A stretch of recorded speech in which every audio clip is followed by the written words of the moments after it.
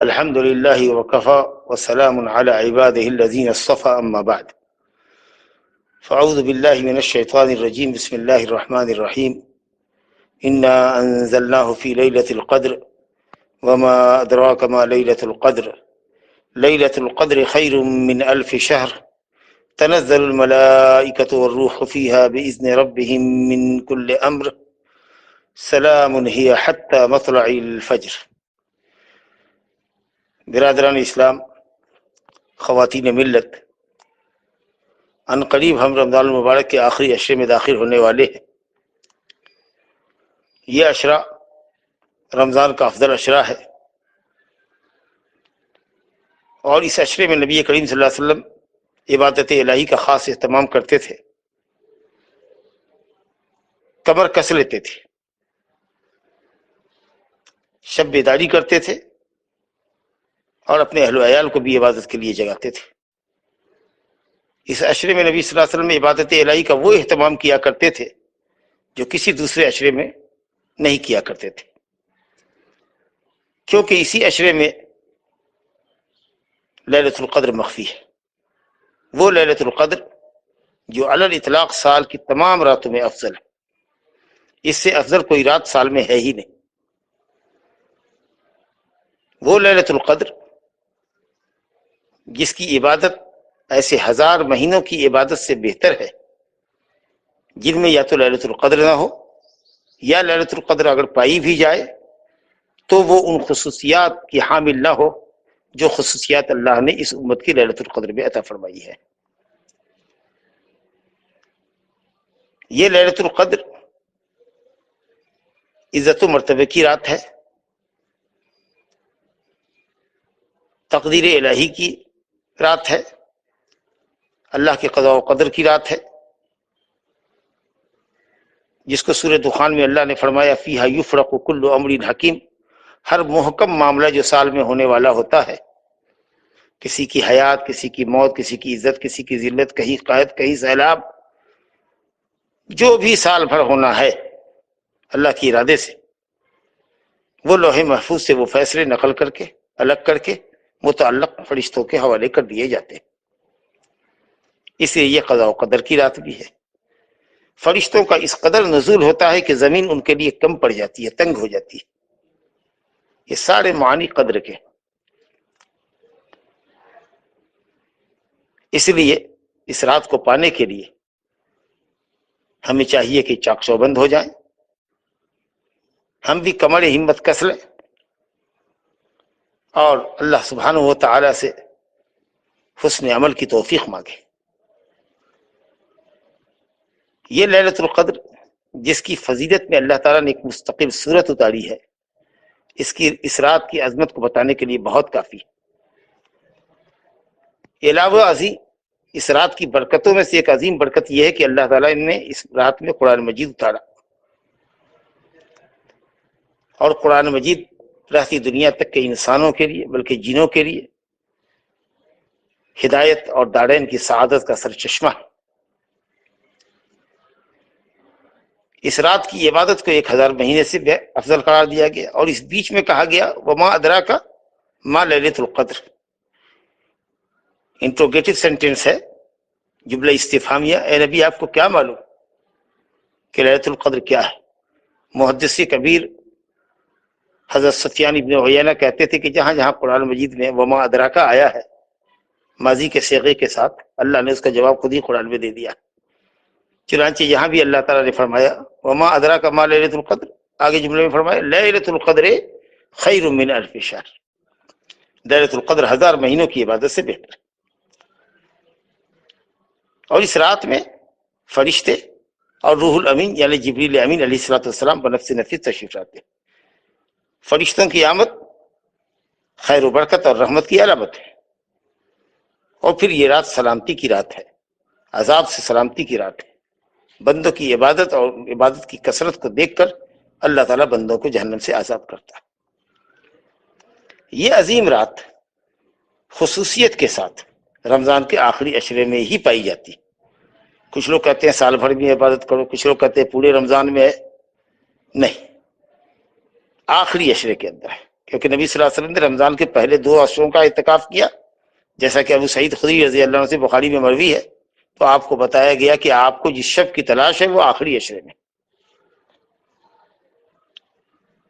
تو لیلۃ القدر آخری عشرے میں ہے، اور آخری عشرے کے اندر بھی بالذات خصوصیت کے ساتھ یہ آخری عشرے کی طاقراتوں میں مخفی ہے.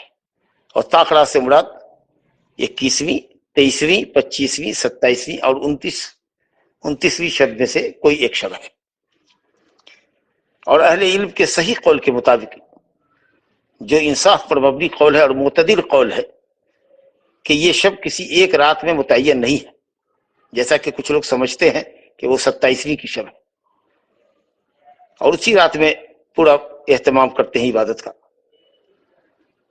صحیح قول یہ کہ یہ 5 راتوں میں سے 5 راتوں کے درمیان منتقل ہوتی رہتی ہے. کبھی یہ 21 میں بھی ہو سکتی ہے، کبھی 23 میں، کبھی 25 میں، کبھی 27 میں، اور کبھی 29ویں کی شب بھی لیلۃ القدر ہو سکتی ہے. اس لیے جو ان 5 راتوں کا اہتمام کرے گا اور 5 راتوں میں عبادت کے الہی کا خصوصی اہتمام کرے گا، انشاءاللہ وہ لیلۃ القدر سے بہرہ ہوگا. رسول گرامی صلی اللہ علیہ وسلم نے فرمایا التمسوها فی الوتر من العشر الاواخر من رمضان. اما عائشہ رضی اللہ عنہ سے روایت ہے، صحیح بخاری میں رضی اللہ عنہ نے فرمایا کہ لیلۃ القدر کو آخری عشرے کی، رمضان کے آخری عشرے کی طاقراتوں میں تلاش. اور ابو سعید خدری رضی اللہ عنہ کی حدیث، جس کی طرف ابھی میں نے اشارہ کیا کہ نبی صلی اللہ علیہ وسلم نے شروع کے 2 عشرے کا اعتکاف کیا تھا اور آپ کو بتایا گیا کہ یہ رمضان کے آخری عشرے میں ہے، تو اسی حدیث کے اندر ہے کہ آپ نے یہ بھی فرمایا کہ مجھے یہ رات دکھائی گئی تھی لیکن بھلا دی گئی، تم اسے آخری عشرے کے اندر تلاشو. فابتغوها فی العشر الاواخر. دوسرا جملہ ہے وابتغوها فی کل وتر، خصوصیت کے ساتھ ہر طاقرات میں تلاشو. اور مجھے دکھایا گیا ہے، یا میں اپنے آپ کو دیکھ رہا ہوں کہ ان سال میں مٹی اور پانی میں سجدہ کر رہا ہوں، یعنی کیچڑ میں سجدہ کر رہا ہوں. یعنی اس رات میں بارش ہوگی اور میں سجدہ کروں گا، میری پیشانی پر مٹی لگی ہوگی. حضرت ابو سعید خدری رضی اللہ عنہ سے پوچھا گیا کہ وہ کون سی رات تھی جس میں بارش ہوئی، تو کہا کہ وہ 21ویں کی شب تھی. بالکل واضح روایت ہے. تو یہ 21ویں کے اندر بھی ہو سکتی ہے، 23ویں کے اندر بھی ہو سکتی ہے.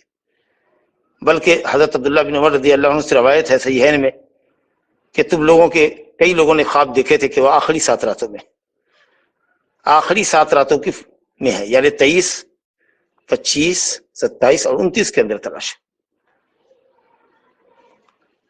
بعض علماء کہتے ہیں کہ طاق کے ساتھ ساتھ جفت راتوں کا بھی اہتمام کرنا چاہیے، کیونکہ نہیں پتا کہ 7 رات یا 9 رات یا 5 رات جو کہا جا رہا ہے یہ 29 کے اعتبار سے ہے کہ 30 کے اعتبار سے ہے. جب چاند طلوع ہوگا عید کا تو پتہ چلے گا نا. اس لیے اپن جفت میں بھی اہتمام کریں، طاق میں بھی اہتمام کریں.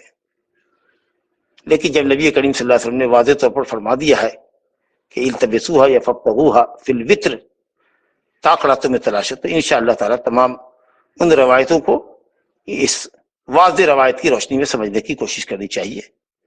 9 رات باقی رہے.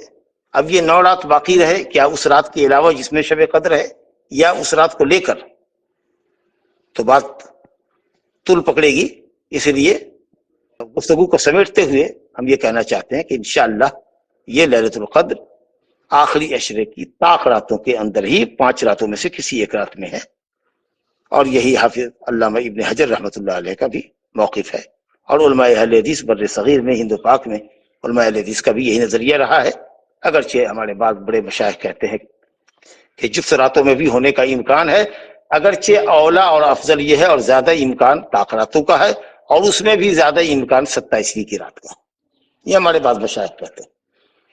لیکن طاق راتوں کے اندر ہونا چاہیے، اور اس میں صرف ایک رات پر فوکس نہیں کرنا چاہیے. حضرت ابی بن کعب رضی اللہ عنہ قسم کھا کے فرماتے تھے کہ مجھے معلوم ہے کہ وہ 27ویں کی رات ہے، اور اس پر وہ قسم کھاتے تھے. ہو سکتا ہے کہ جس سال انہوں نے قسم کھایا ہو اس سال وہ 27ویں کی رات رہی ہو، یا کئی سالوں میں انہوں نے اس طرح کا تجربہ کیا ہو. لیکن بہرحال یہ ان کا ذاتی تجربہ ہو سکتا ہے، ایسا کچھ نہیں ہے کہ یہ 27ویں کی رات کے لیے مخصوص ہے لیلۃ القدر، بلکہ راجح قول یہ ہے کہ یہ طاق راتوں کے اندر منتقل ہوتی رہتی ہے. اور اللہ تعالیٰ نے خیر ہی فرمایا کہ اس کو مبہم رکھا تاکہ اس کا سچا طلبگار کون ہے اور سست اور غافل انسان کون ہے، اس کے درمیان تمیز ہو سکے. کیونکہ واقعی جو سچا طلبگار ہوتا ہے وہ تو ایسی راتوں کو پانے کے لیے کوئی کسر نہیں اٹھا رکھتا، لیکن جو سست کاہل ہوتا ہے وہ چاہتا ہے کہ کم سے کم عبادت میں اس کو زیادہ سے زیادہ ثواب ملے. تو اس طریقہ سے اللہ تعالیٰ کی یہ حکمت ہے کہ اس نے اس رات کو مخفی رکھا ہے تاکہ اس کے بندے زیادہ سے زیادہ عبادت کر سکیں.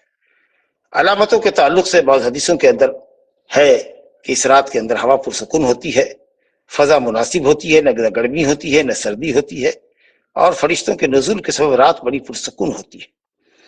عبادت الہی کے اندر لذت، مناجات کے اندر لذت ملتی ہے، نفس کے اندر ایک طرح کا امن اور سکون کا احساس ہوتا ہے، اور بارش بھی ہو سکتی ہے اس رات کے اندر، جیسا کہ ابو سعید خدری کی روایت سے پتہ چلا. اور صبح میں جب سورج نکلتا ہے تو وہ اس میں لالی نہیں ہوتی ہے، وہ بالکل 14ویں رات کے چاند کی طرح بالکل وائٹ صاف ستھرا نکلتا ہے، یا اگر لالی ہوتی ہے تو بہت بڑا انعام ہوتی ہے.